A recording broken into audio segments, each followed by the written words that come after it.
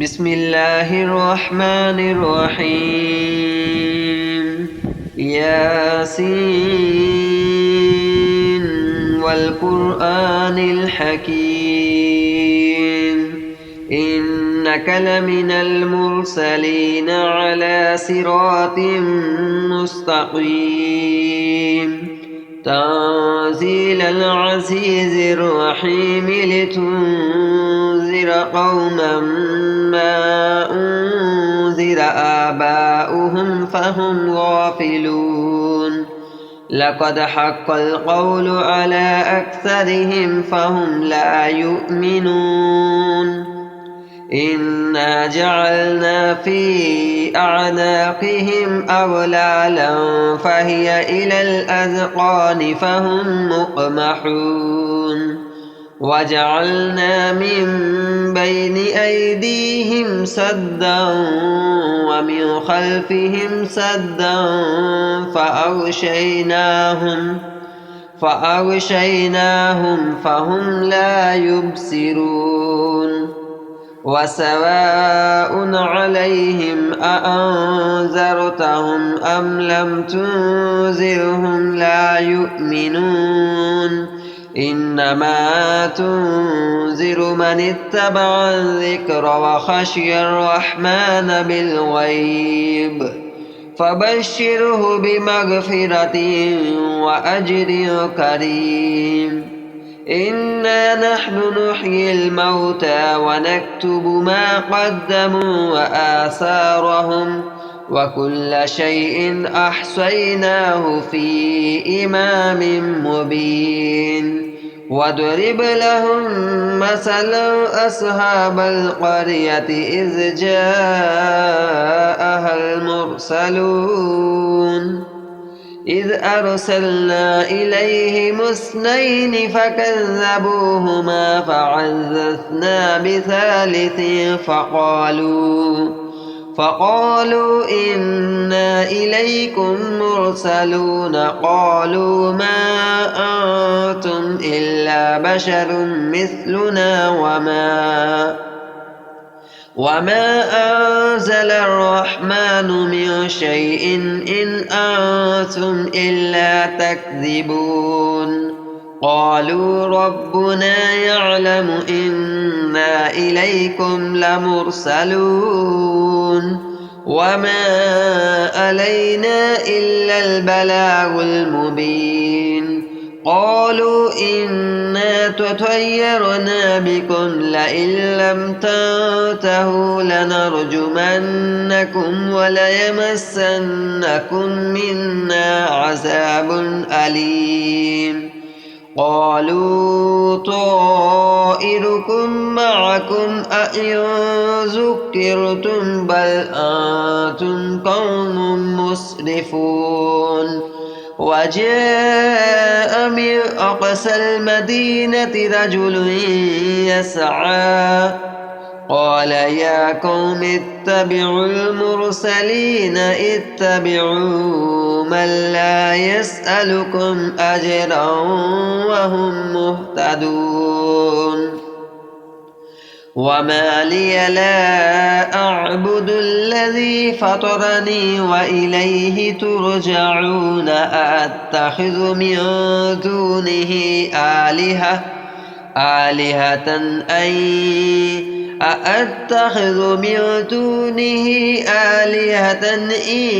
يردني الرحمن بضر لا تغن عني شفاعتهم شيئا ولا ينقذون إني إذا لفي ضلال مبين إني آمنت بربكم فاسمعون قيل ادخل الجنة قال يا ليت قومي يعلمون بما غفر لي ربي وجعلني من المكرمين وما أنزلنا على قومه من بعده من جند من السماء وما كنا منزلين إن كانت إلا صيحة واحدة فإذا هم خامدون يا حسرة على العباد ما يأتيهم من رسول إلا كانوا به يستهزئون ألم يروا كم أهلكنا قبلهم من القرون أنهم إليهم لا يرجعون وإن كل لما جميع لدينا محضرون وآية لهم الأرض الميتة أحييناها وأخرجنا منها حبا فمنه يأكلون وجعلنا فيها جنات من نخيل وأعناب وفجرنا فيها من العيون ليأكلوا من ثمره وما عملته أيديهم أفلا يشكرون سبحان الذي خلق الأزواج كلها مما تنبت الأرض ومن أنفسهم ومما لا يعلمون وآية لهم الليل نسلخ منه النهار فإذا هم مظلمون والشمس تجري لمستقر لها ذلك تقدير العزيز العليم والقمر قدرناه منازل حتى عاد كالأرجون القديم لا الشمس ينبغي لها أن تدرك القمر ولا الليل سابق النهار وكل في فلك يسبحون وآية لهم أنا حملنا ذريتهم في الفلك المشحون وخلقنا لهم من مثله ما يركبون وإن نشأ نغرقهم فلا صريخ لهم ولا هم ينقذون إلا رحمة منا ومتاعا إلى حين وإذا قيل لهم اتقوا ما بين أيديكم وما خلفكم لعلكم ترحمون وما تأتيهم من آية من آيات ربهم إلا كانوا عنها معرضين وإذا قيل لهم أنفقوا مما رزقكم الله قال الذين كفروا للذين آمنوا أنطعم من لو يشاء الله أطعمه إن أنتم إلا في ضلال مبين ويقولون متى هذا الوعد إن كنتم صادقين ما ينصرون إلا صيحة واحدة تأخذهم وهم يخصمون فلا يستطيعون توصية ولا إلى أهلهم يرجعون ونفخ في الصور فإذا هم من الأجداث إلى ربهم يصلون قالوا يا ويلنا من بعثنا من مرقدنا هذا ما وعد الرحمن وصدق المرسلون إن كانت إلا صيحة واحدة فإذا هم جميع لدينا محضرون فاليوم لا تظلم نفس شيئا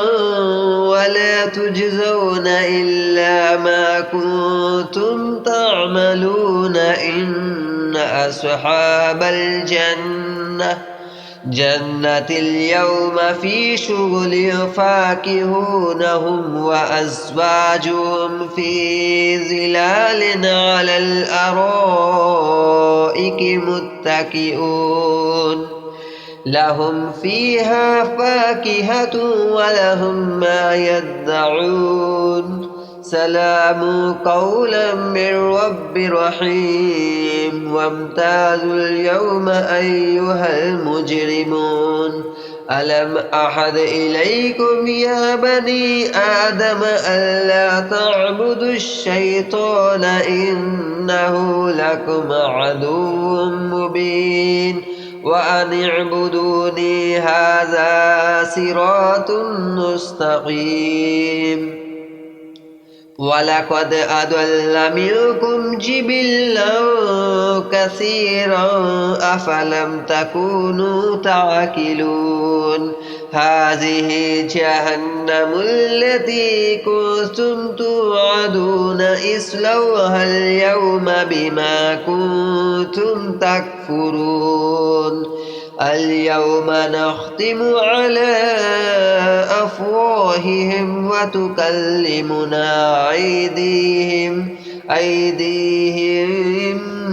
أيديهم وتشهد أرجلهم بما كانوا يكسبون ولو نشاء لتمسنا على أعينهم فاستبقوا الصراط فأنى يبصرون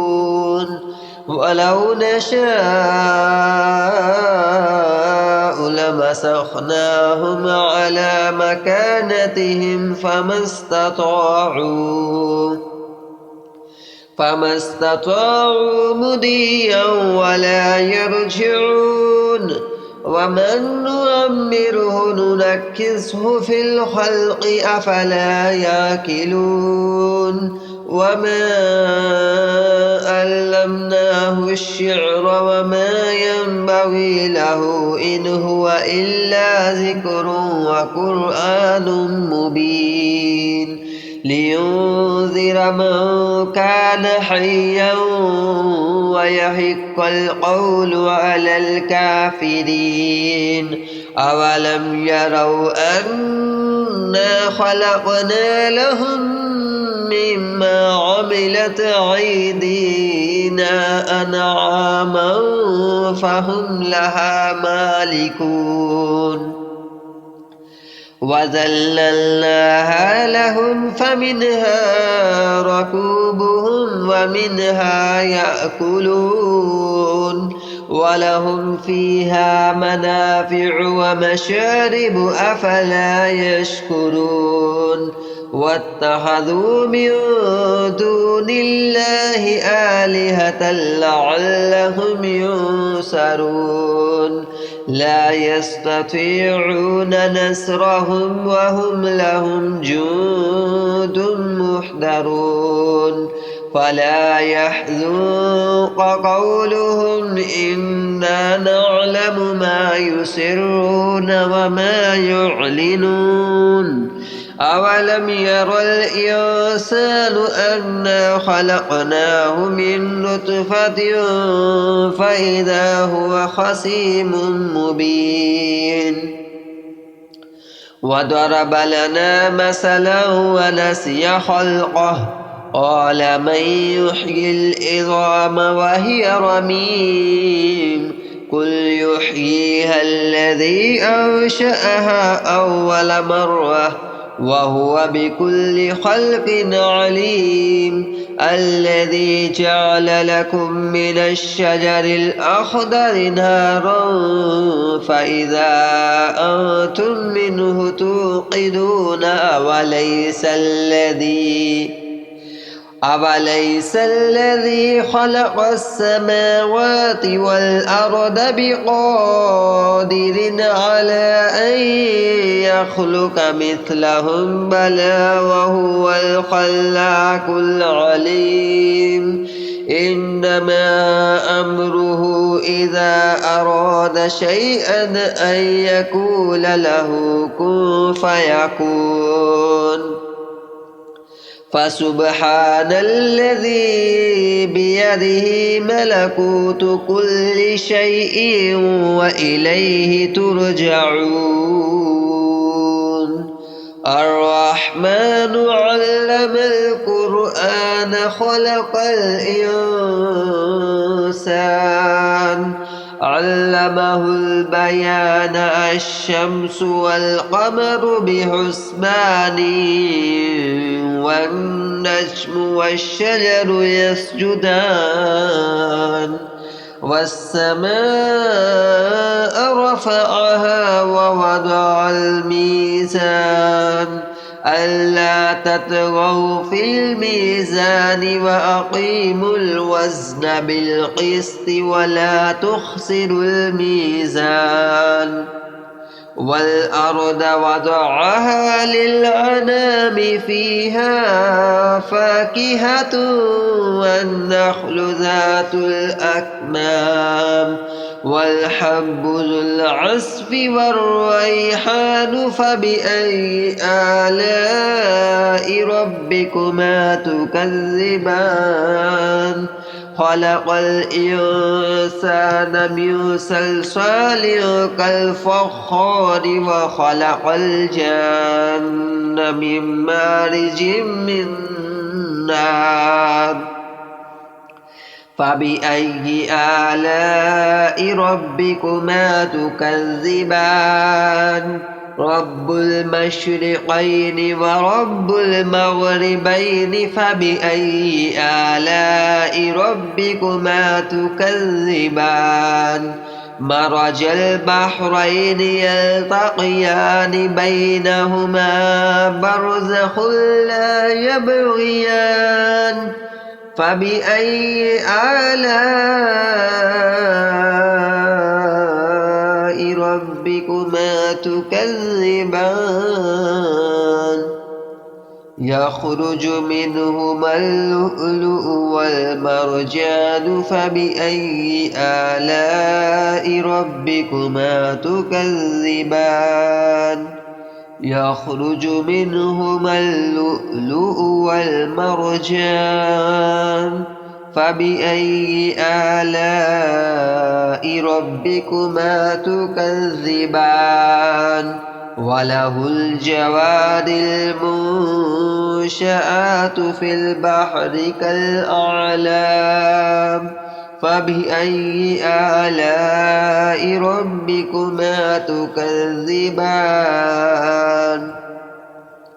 كل من عليها فان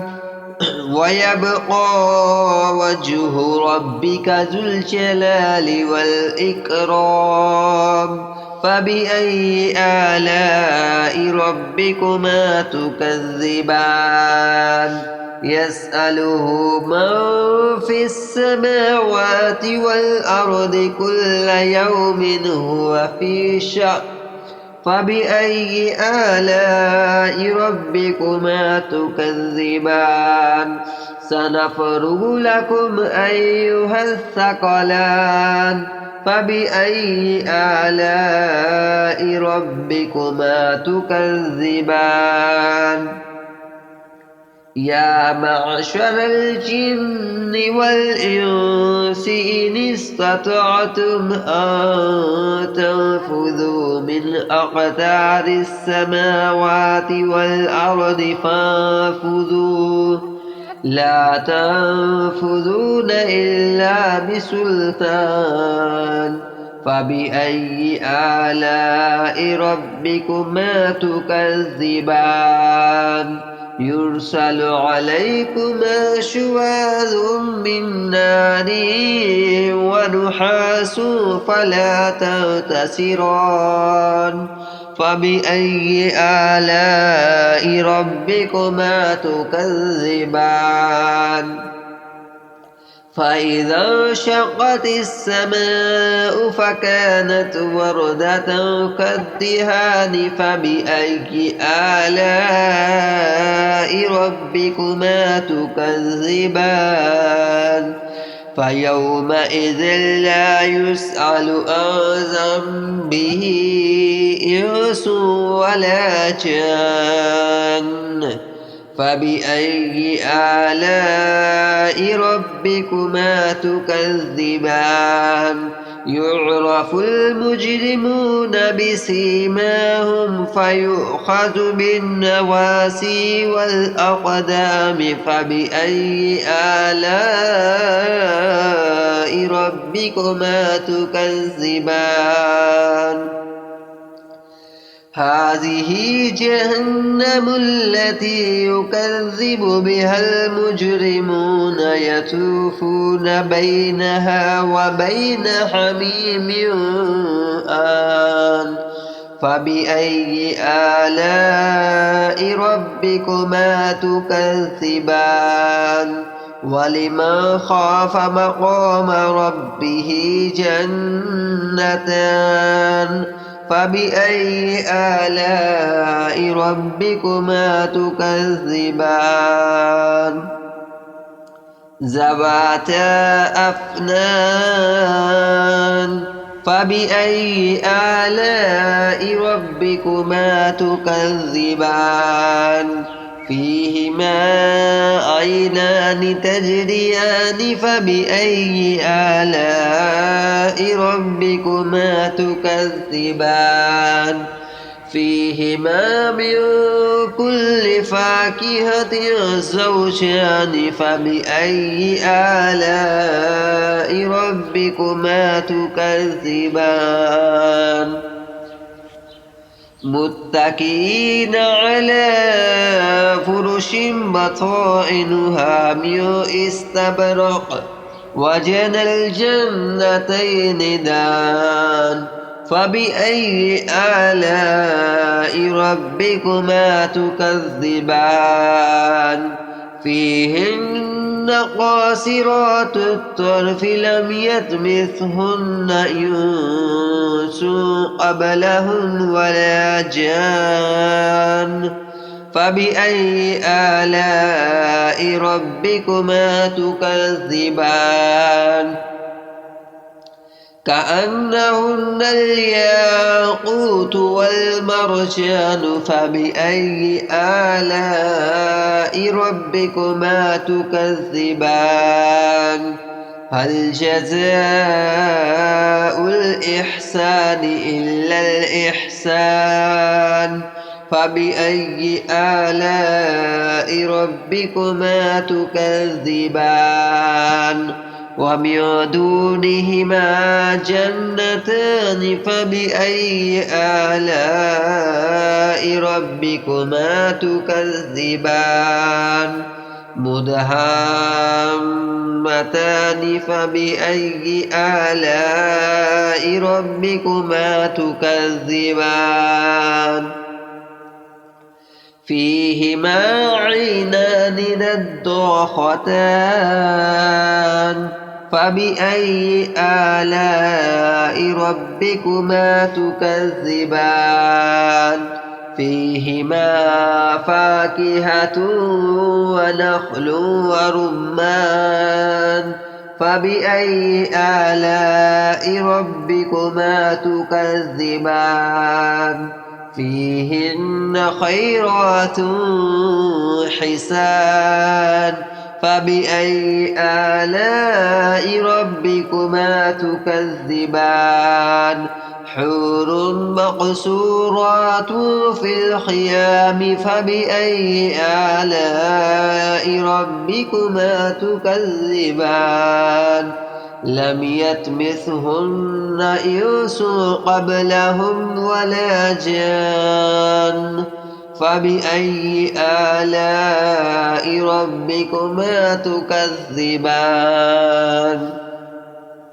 متكئين على رفرف خضر وأبقريش حسان فبأي آلاء ربكما تكذبان تبارك اسم ربك ذي الجلال والإكرام